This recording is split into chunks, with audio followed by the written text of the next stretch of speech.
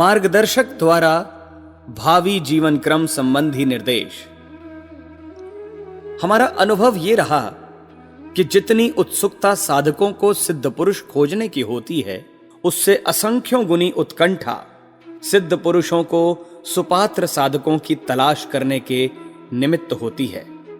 साधक सत्पात्र चाहिए, जिसने अपना चिंतन, चरित्र और व्यवहार परिष्कृत कर लिया, वही सच्चा साधक है।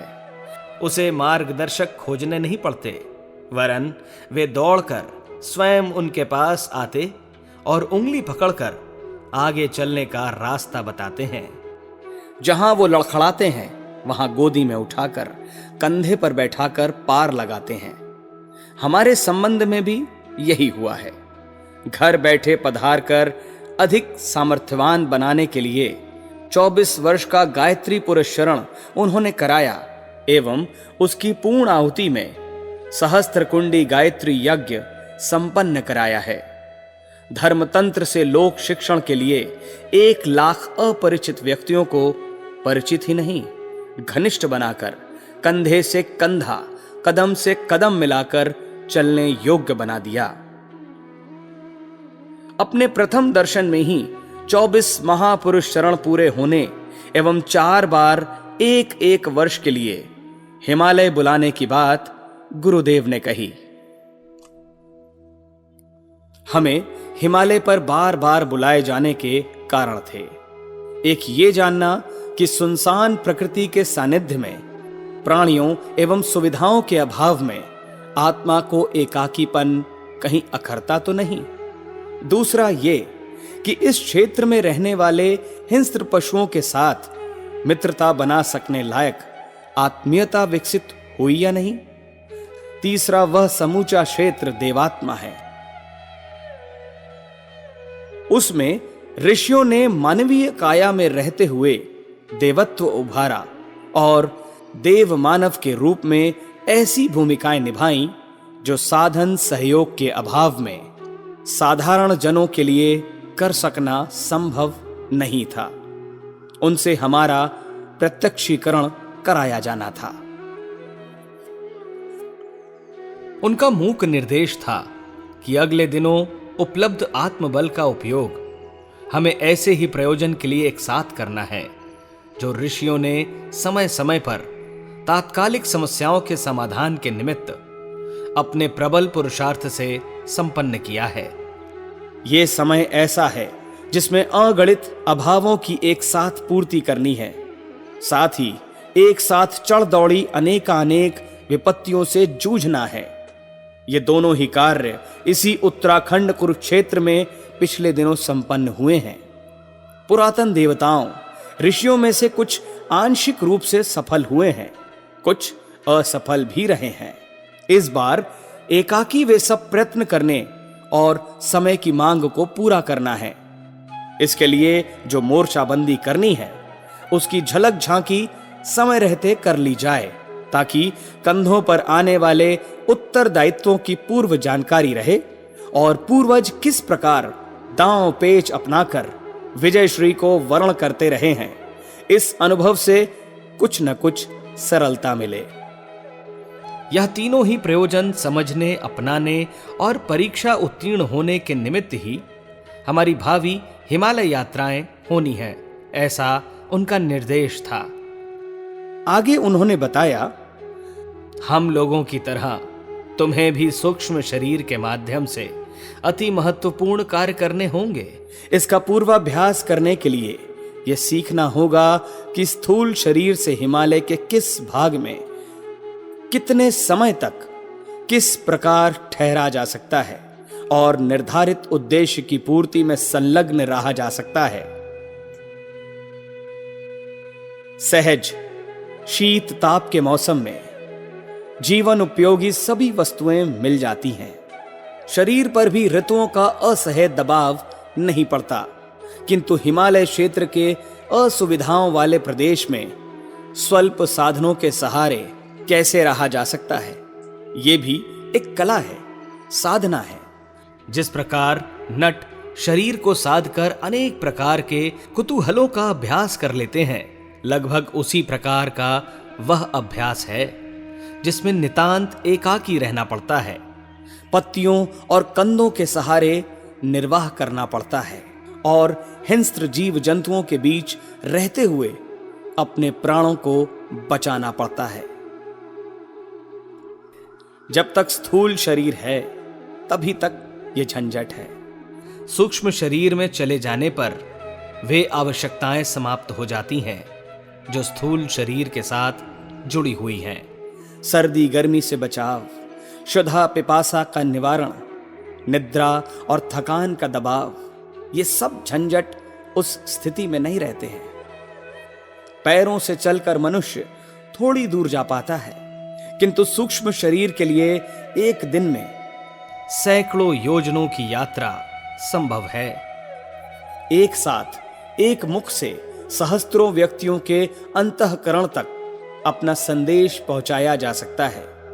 दूसरों की इतनी सहायता सूक्ष्म शरीरधारी कर सकते हैं जो स्थूल शरीर रहते संभव ही नहीं। इसीलिए सिद्ध पुरुष सूक्ष्म शरीर द्वारा काम करते हैं। उनकी साधनाएं भी स्थूल शरीर वालों की अपेक्षा भिन्न है। स्थूल शरीरधारियों की एक छोटी सीमा है। उनकी बहुत सारी शक्ति तो शरीर की आवश्यकताएं जुटाने में, दुर्बलता, रुग्णता, जीर्णता आदि के व्यवधानों से निपटने में खर्च हो जाती है, किंतु लाभ यह है कि प्रत्यक्ष दृश्यमान कार्य स्थूल शरीर से ही हो पाते हैं। इस स्तर के व्यक्तियों के साथ घुलना मिलना, आदान प्रदान इसी के सहारे संभव है। इसीलिए जन साधारण के साथ संपर्क साधे रहने के लिए प्रत्यक्ष शरीर से ही काम लेना पड़ता है। फिर वो जरा जीर्ण हो जाने पर अशक्त हो जाता है और त्यागना पड़ता है। ऐसी स्थिति में उनके द्वारा आरंभ किए गए काम अधूरे रह जाते हैं। इसीलिए जिन्हें लंबे समय तक ठहरना है और महत्वपूर्ण व्यक्तियों के अंतराल में प्रेरणाएं एवं क्षमताएं देकर बड़े काम कराते रहना है, उन्हें सूक्ष्म शरीर में प्रवेश करना पड़ता है। जब तक तुम्हारे स्थूल शरीर की उपयोगिता रहेगी तभी तक वो काम करेगा। इसके उपरांत इसे छोड़कर सूक्ष्म शरीर में चला जाना होगा। तब साधनाएं भिन्न होंगी, क्षमताएं बढ़ी चढ़ी होंगी, विशिष्ट व्यक्तियों से संपर्क रहेगा, बड़े काम इसी प्रकार हो सकेंगे। गुरुदेव ने कहा, उचित समय आने पर तुम्हारा परिचय देवात्मा हिमालय क्षेत्र से कराना है। गोमुख से पहले संत महापुरुष स्थूल शरीर समेत निवास करते हैं। इस क्षेत्र में भी कई प्रकार की कठिनाइयां हैं। इनके बीच निर्वाह करने का अभ्यास करने के लिए एक एक साल वहां निवास करने का क्रम बना देने की योजनाएं बनाई हैं। इसके अतिरिक्त हिमालय का हृदय, जिसे अध्यात्म का ध्रुव केंद्र कहते हैं, उसमें 4-4 दिन ठहरना होगा। हम साथ रहेंगे। स्थूल शरीर जैसी स्थिति सूक्ष्म शरीर की बनाते रहेंगे। वहां कौन रहता है, किस स्थिति में रहता है, तुम्हें कैसे रहना होगा, यह भी तुम्हें विदित हो जाएगा।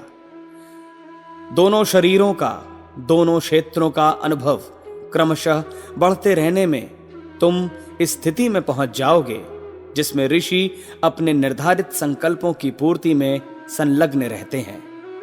संक्षेप में यही है तुम्हें 4 बार हिमालय बुलाने का उद्देश्य। इसके लिए जो अभ्यास करना पड़ेगा, जो परीक्षा उत्तीर्ण करनी पड़ेगी, यह उद्देश्य भी इसी बुलावे का है।